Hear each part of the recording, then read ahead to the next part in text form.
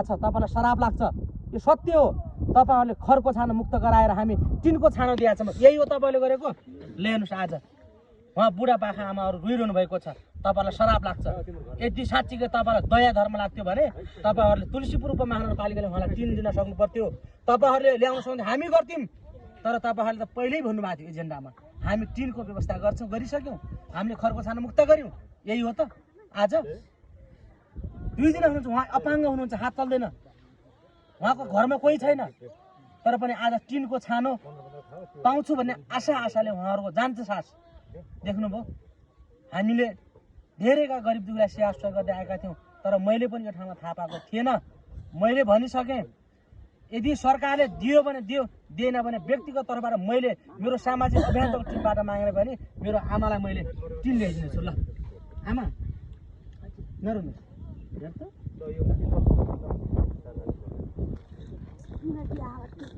अचम्म छ तुलसीपुर उपमहानगरपालिका